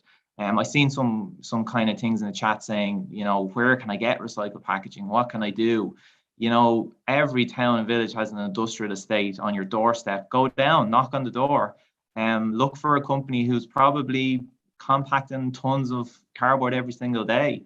They'll be more than happy to give it away to you. It saves them money, it reduces their bottom line, and it reduces your bottom line. So yeah, it's interesting across the board, but there are changes. There are positive changes being impacted. Thank you for that, Emmett. And yes, I think what you've drawn attention to is within several industries, and Giselle referred to it, that there's food waste. Excuse me. There's food waste which inspired her. For you were sort of seeing the copper waste. There are opportunities. We've heard Attila refer to sales and other materials. There are opportunities there that we can consider, where there's still opportunities to go to businesses who have waste, who'd be only more than happy for you to do something with it. So I'm hoping that you might get some inspiration from that. So thank you for that, Emmett. So I'm just going to go over to Sean. And Sean, my question for you, which I know is kind of one that's kind of close to your heart. So my question for you is that we see a lot of lip service in relation to sustainability. What do you feel we can do to change that?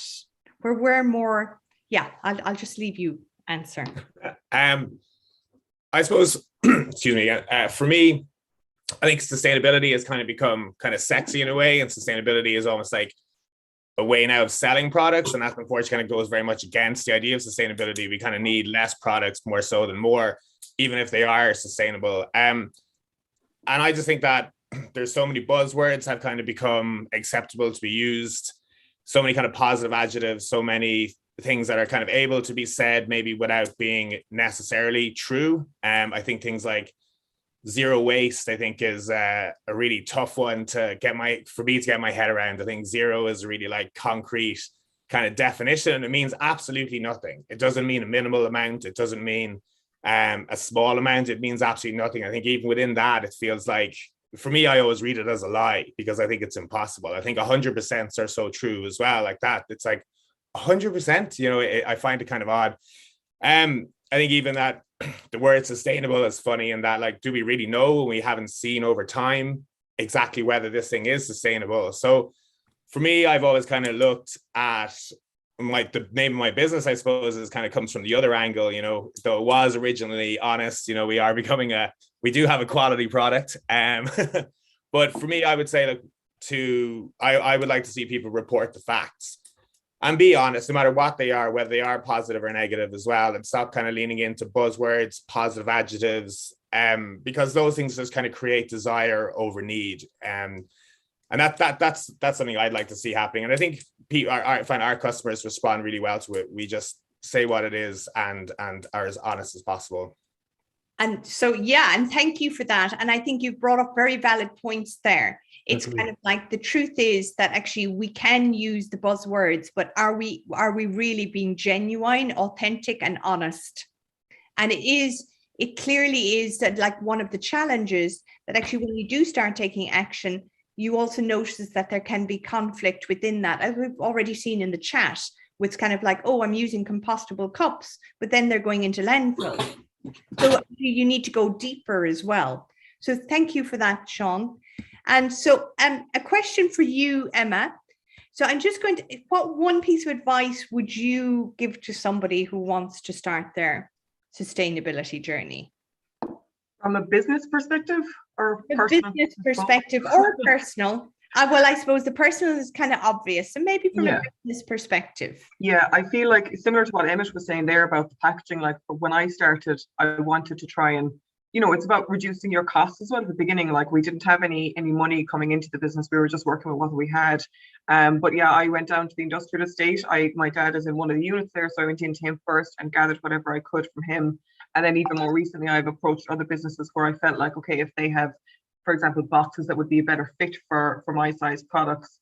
Even I got like kind of old reused mayonnaise jars with lids on them for our glazes, so that it means that we don't have to go and buy brand new buckets with lids, you know, when these things are around anyway. And like that, businesses are more than happy to give them to you. Yeah, on the side of it's difficult as well on the packaging side, because I did have a little bit of feedback from a customer at Christmas that they expected a kind of something fancier. So what I'd love to see is for it to become more normal for people to expect a reused box in the post or a salvaged box, and that they don't mind that they have newspaper in the box rather than, you know, really fancy plastic things. But yeah, I just think it's small steps, and it's like, it's networking, it's finding out, like I've written down loads of tips today about different places that I could source, you know, different things from or get the information from. But it would be fantastic if like that, people kind of thought it was the norm going forward. Great, thank you, Emma. So really at the core of that, it's about being more proactive and taking steps. So going and asking, so that this is really a very strong message that's coming across today, and being a little bit more creative. So thank you, that's very helpful. And Susan from Native Denim, I'm just going to, for you, what action would you like to see your customers take? We've heard from Emma where she said you'd like it to be more normal for people to expect that there's newspaper in it. But is there anything you'd like your customers or suppliers? You've just frozen there. Is it me or you have frozen, but we can still hear you. So if you want to respond. But I can move that question. Oh, there you are. Sorry, I don't know what happened there. I think the Wi-Fi went a bit iffy. That's okay. It was, so my question for you is there any action that you'd like to see your customers or suppliers take in relation to sustainability? Well, a lot of people probably don't realize all our denim is raw, which means it comes to us from the mill. It hasn't been washed. There's no chemicals or bleaching used on it. So if you can remember back to when people would have bought Levi's or Wranglers years ago, and you would have to sit in the bath to pre-shrink your jeans. So it go back to that. Well, that's not what we want our customers to do, but what they're getting is their denim that's raw. So over time, they can watch their jeans break down with lovely fades, and they only ever wash them at 30 degrees or lower.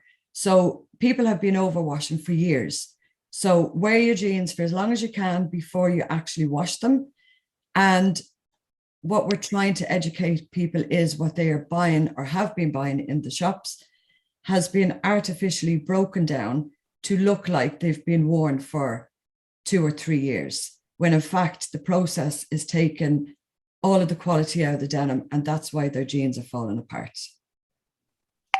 That's a very powerful message. So it's really, again, and I even when you're reminding me of what we used to do, oh God bless you, Davis, it's actually kind of hilarious when you remember back to the lengths we used to go to, but we didn't even understand why.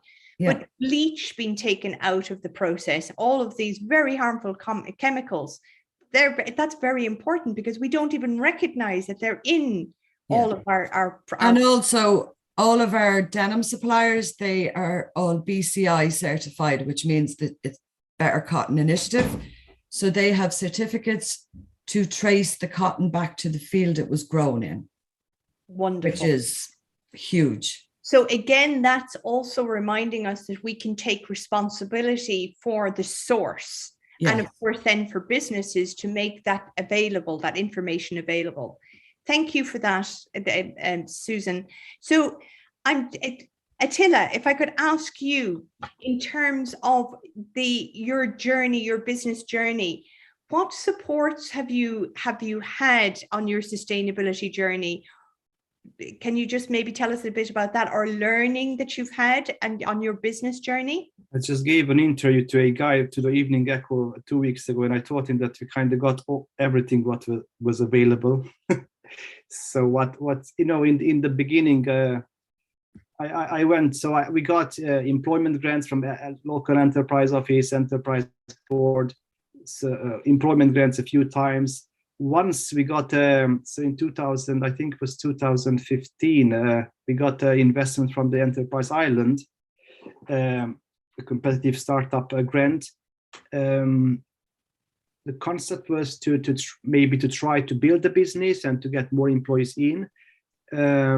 Apparently that wasn't our journey at that stage. So we kept it small, we kept it family business. And Tara mentioned as well that small is beautiful, small is good. So, Sean probably mentioned as well that it's okay not to create too many products, So, but getting back to your question, so we got the voucher for the website, the trading voucher. So I was clever enough to apply in good timings and whenever we needed. But I realized as well that that's a good cash flow and it helps the business. We've been in the game 11 years, but we can't always rely on the grants. So we have to build, we have to build up the brand and business and generate constant revenue. We've been talking about this for the last 11 years. So we got all these grants and, but life is about balance. Sustainability is about balance.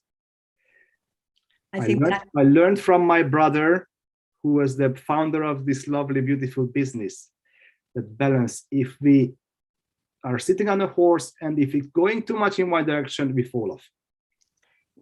Thank you. Some very good advice in there, in particular in relation to balance.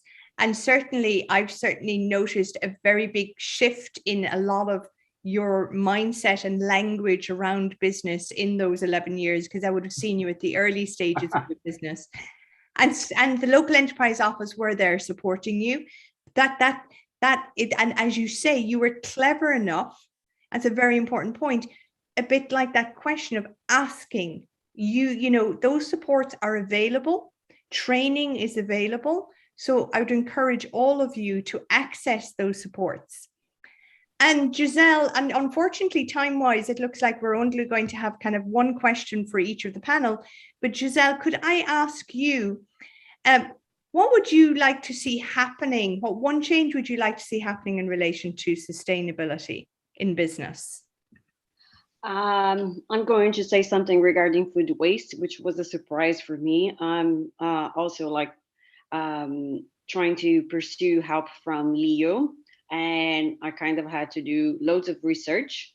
And one of my recent research, I found out that people don't relate food waste towards to climate change.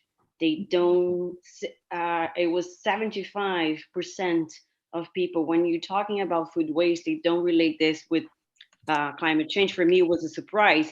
They relate food waste with the idea of, oh, I'm wasting food and there are so many people starving in the world.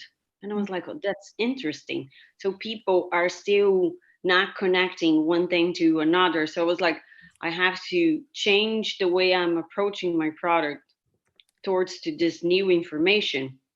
Because for me saying, oh, I'm zero waste, I understood what my colleagues say in regarding the zero waste, but it's a goal. We have to achieve it's not feasible to achieve 100% of, it's not achievable to reach zero waste. It's just the idea of you trying to waste as minimal as possible.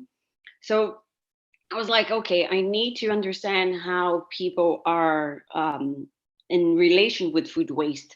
And I also found out in the research that I was doing that we don't change our mindset because of people who are telling us to do it. It has to become a habit. And how do we change our habits? Habit is, it's like a game.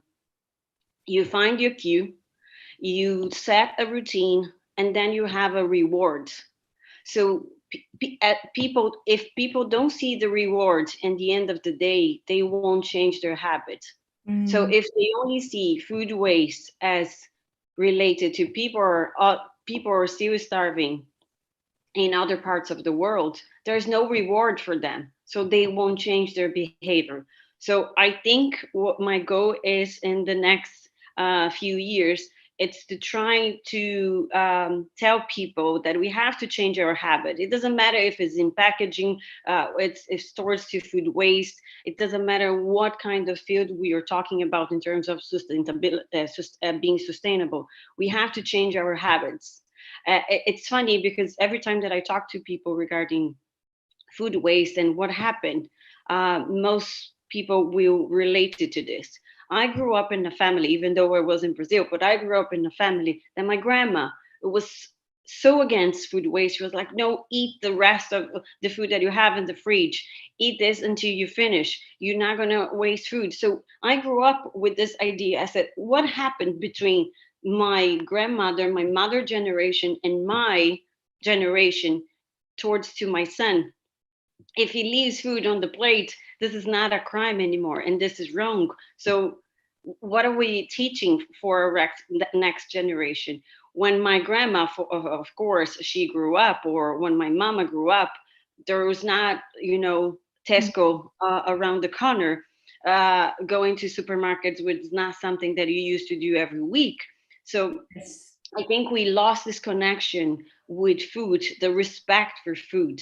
Now it's easy. It's everywhere. You can get anytime, any day, and it's achievable. It's not costly, although now everything's the prices are going up, but it's not something that you have to struggle. Yes. So I think all this aspect regarding food waste, if we change this, I think we have a good chance to move forward and build more sustainable business. And I agree with what everybody said regarding packaging. Although I was born as a sustainable company, I struggle every single day in every aspect of my business. Where or how can I do better? And my packaging for my gelato, it's plastic, which is like, oh my God, it's plastic. I think everybody don't relate being sustainable with plastic. But in terms of quality of the product, was the best option that I have available. And now it's coming from China, aluminum packaging that I just bought. I bought 2 pallets of aluminum, the same type of jars, but I'm going to work in kind of a reward type of thing. So I want to create a loop.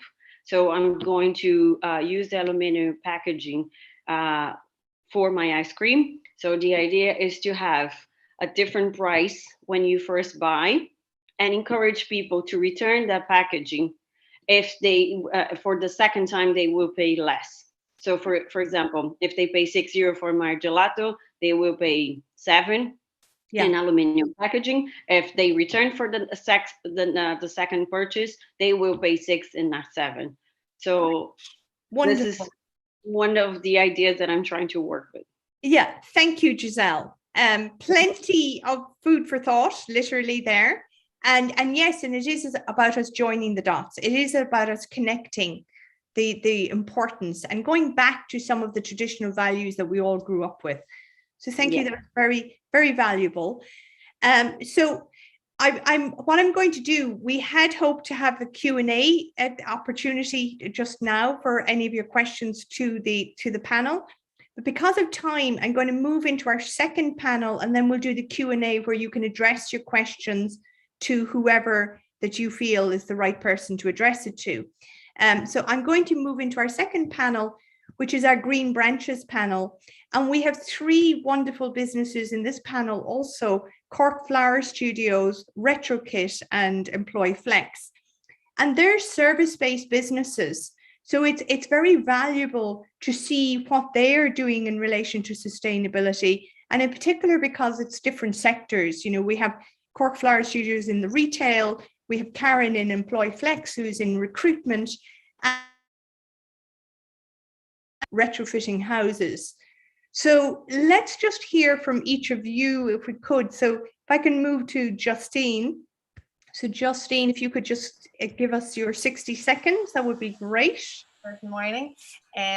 We are Cork Flower Studio based on Douglas Street in Cork City. We are very invested in our local community here. We obviously sell flowers, but we also showcase Irish design, and we sell takeaway coffee as well.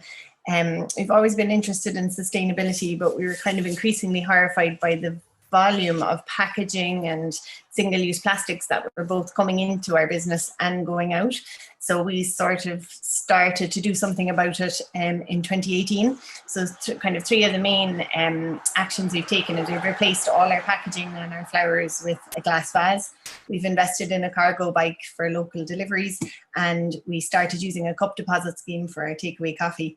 And we've had a massive positive response from our customers, and we've gained quite a lot of new customers since then. And I think the team here, there's 7 of us, and we feel very empowered by the changes we've made, and encouraged to take on more steps to become a fairer and more sustainable business, both financially, which is really important, and ethically as well. So that's where we are now. That's very impressive. And, you know, so it really shows how we can, as consumers, we can impact and take positive action by responding to businesses who are aware and who it's part of their ethos. And in particular, I think in the retail sector, there's another layer of challenge there. And we've already heard this echoed throughout the morning in relation to packaging. And one of the things that you're doing is what Giselle would like to do, where there is a deposit for your coffee cup. So that's kind of getting it back into circular. So thank you, Justine. And so if I could just move over to Xavier. So Xavier, would you want to tell us a little bit about RetroKit? Good morning, everyone, and thank you, Jackie. So I'm an engineer, and I've over 25 years of experience in energy efficiency and renewable energy, and I've, let's say, recently turned into a clean tech entrepreneur as well. And I came into Ireland in 2001, and we've been living with our family in West Cork since then. And we operate 2 businesses from home, actually. And in 2020, we created RetroKit as a startup, which is dedicated to developing digital solutions to upscale home energy upgrades. And we work with social housing bodies, and we work with the home energy upgrade sector and to develop digital solutions that will help them really improve productivity and reduce cost, and so that we can together meet the massive challenge in terms of climate change. So homes represent about 20% of greenhouse gas emissions in Europe, and fuel poverty is the other big challenge. 1 in 5 Europeans can't afford to keep their homes warm. So in tackling home energy upgrades, we're both tackling the climate change issue, but also the well-being of European citizens. And in Ireland, we have the challenges are equally enormous at our scale. And we see that obviously as a really difficult challenge with all hands to the wheel, as we've seen today, but it's also a massive opportunity. We need to spend about 6 trillion euros over the next 30 years to get there. And for us, that, you know, by bringing solutions that will help make that happen quicker, better, and cheaper, you know, there's enormous market opportunities in that regard that we want to tackle. Thank you. That was wonderful, and gave us a very kind of comprehensive, you know, what's the reflection of your journey? And I'll get back to that in a moment, because Sure. I think in terms of now, the timing, we're very much tuned into what it is you do. But when you started, it was a slightly different story, even though that's only a short time ago. So there's already quite a change and shift in terms of what has focused our attention. So thank you for that, Xavier. And so now I'm just going to go to Karen in Employ Flex. So Karen, if you want to tell us about your business and how that has changed and the sustainability message in relation to that. Morning, everybody. So my name is Karen O'Reilly and I'm the founder of Employ Mum and Employ Flex. So I set up Employ Mum back in 2016. And this was really coming from a personal need. I had moved back from living abroad for 20 years. My husband was away all the time and I wanted a flexible job, but there was nobody out there to help me. So when I did a bit of research, I realized that there was 450,000 women, according to the CSO, who stated their role as home duties. That alone is completely unsustainable. Further research showed that 60% of those had a 3rd degree or higher. So we've invested all this time, money and energy into educating these women, and then they were forced out of the workplace because of the lack of flexibility.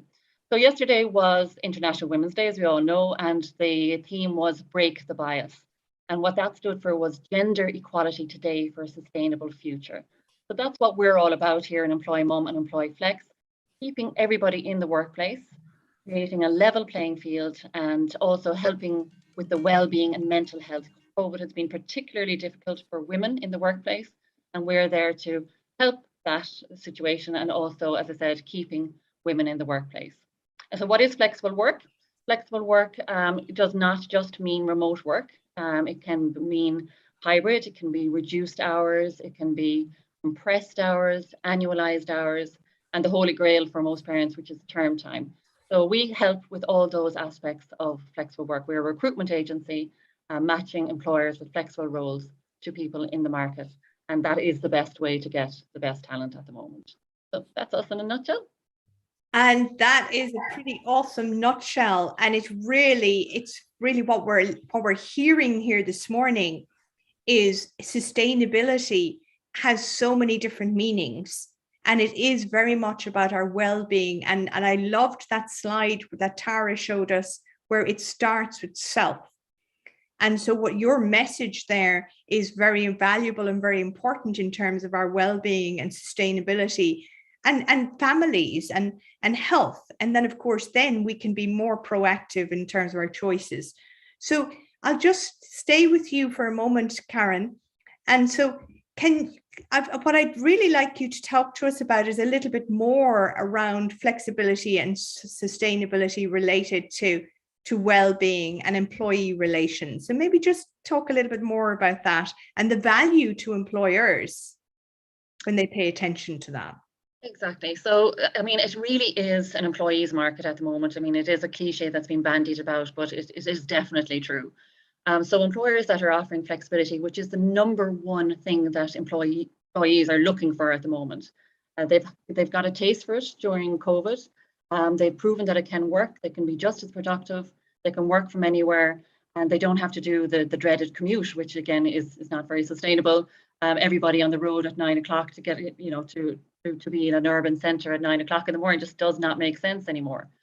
So the appetite, which was always there pre-COVID, has certainly grown now, and the employers that are offering flexible work are the ones who are going to gain competitive advantage in this really tight market at the moment. So it's a win-win for everybody. The employers offering flexibility will obtain the best talent, and it is definitely what the employees are looking for now. And as you say, it's very interesting because COVID really shone a strong light on that and the value of that. And so with that in mind, I'm going to go over to Xavier, because a lot of the conversation we're having is around timing. So timing in the marketplace.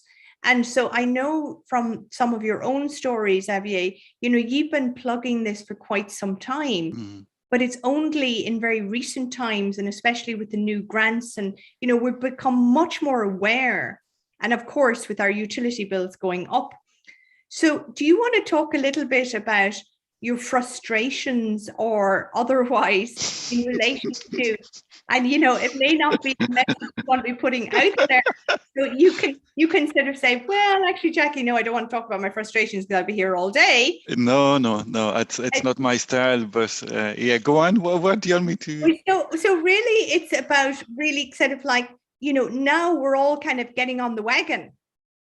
And it's like, you know, whereas actually that hasn't been the case, and you've been plugging at this, and maybe give people a little bit of an insight into what it is Retrokit have been doing and what you've been seeking to do, because you work with large organizations and councils, and so maybe talk a little bit about what what you've been seeking to do and how that is now happening. But it's not an overnight success, so it's been a challenge. Sure. Yeah, well, it's interesting, Jackie, that we are having that conversation, because I remember walking to Leo over 10 years ago and saying, look, you know, I'm a consultant, I work for myself, lost my job where in the consultancy I used to work in, and I want to grow, and I, you know, kind of needed support and investment. And then I was told, well, actually, Leo didn't deal with services businesses like yours. And I said, oh my God, that's terrible. I'm here to try and solve big issues, and you're not going to help me. But anyway, I went on to the Start Your Own Business course, and I kind of turned into a business person, you know, and that was a big shift for me personally, is to kind of really change my mindset, my skill sets, from, you know, just being a kind of a techie or an engineer, and then looking at, you know, developing, you know, and becoming an entrepreneur,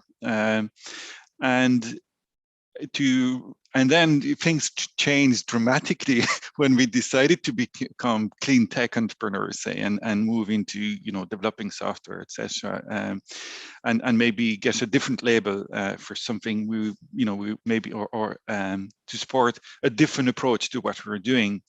And that, you know, that shift, I mean, generally speaking, I have to say that's been transformational in terms of the support we're getting, the kind of education and cultural change, and that's being, let's say, implemented within the business, and investment, you know, in cash, which is super important.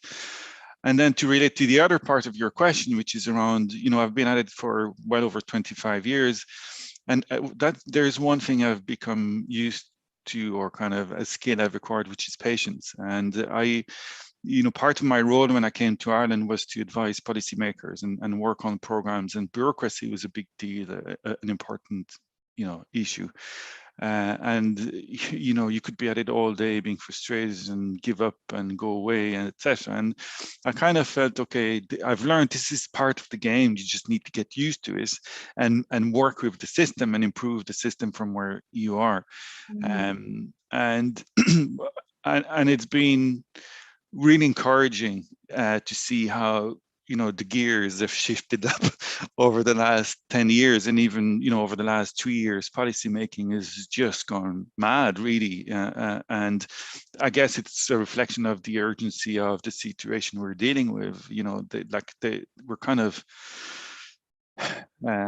it's almost frightening how much change we need to achieve in a very short period of time. So for us, and another aspect of how we've changed and grown in our business and the team, myself, is that while we could help individual homeowners in advising them how to upgrade their home one by one, that was helpful, but what we need is scale. You know, in Europe, we need to renovate 94,000 homes a week for the next 30 years to get to carbon neutrality, you know, so it is massive. And so in that context, we felt that to have bigger impact, we need to offer solutions that enable upscaling. And we felt digital solutions were the right way to go about that. And it was also, for me, a really exciting way to do something different and to innovate and to learn new stuff and to kind of challenge myself from that point of view.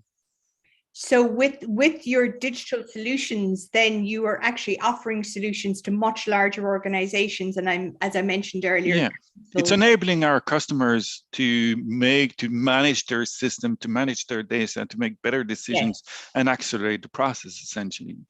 But ultimately, it's the homeowners that benefit. That's the thing. And I love how you brought us through the journey there, where you had to change and evolve and emerge. And at the same time, the narrative on the street, so to speak, was changing and evolving and emerging.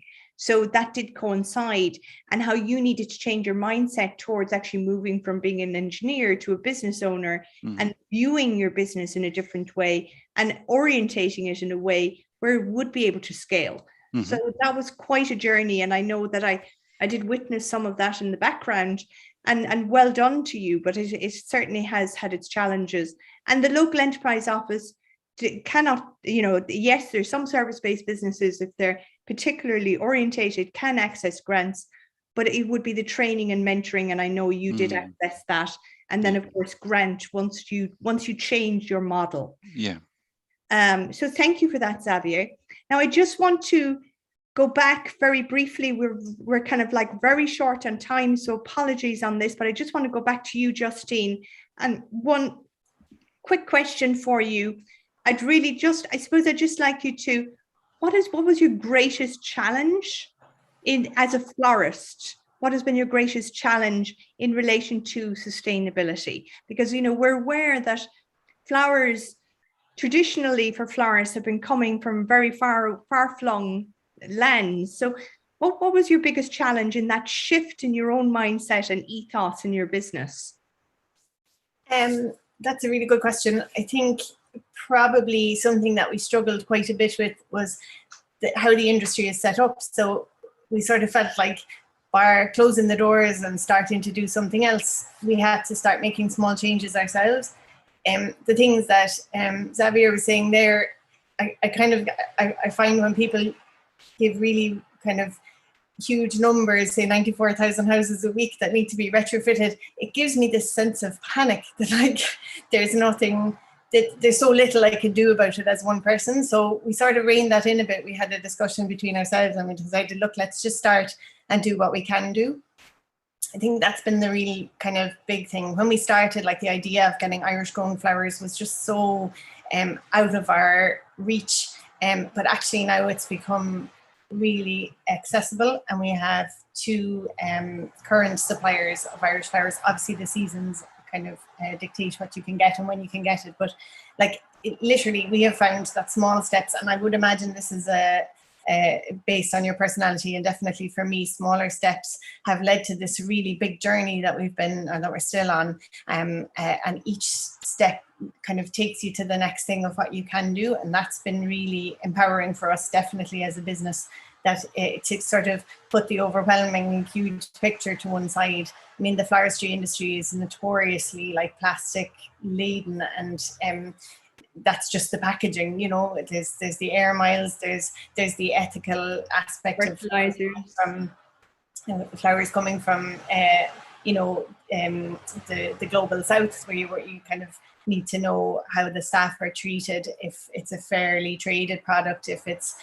sustainable and environmentally friendly where it's grown. So there's so many aspects to it that can seem overwhelming, and I would imagine most industries can relate in some way to that.